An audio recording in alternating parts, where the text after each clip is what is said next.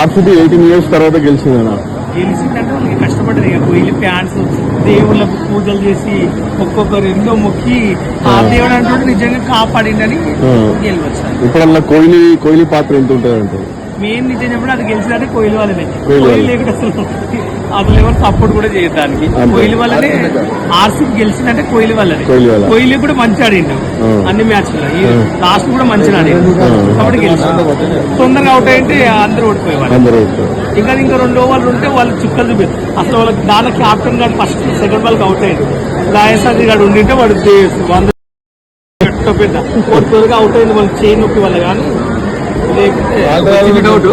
ఇప్పుడు నీ ప్రమోషన్ లేకుండా మేము వీడియో ప్రమోట్ చేసాం అనుకో, అప్పుడు నీ ఫీలింగ్ ఎలా ఉంటుంది?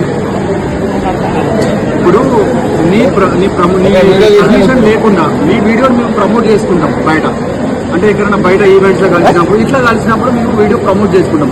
అప్పుడు నువ్వు ఎలా ఫీల్ అవుతావు?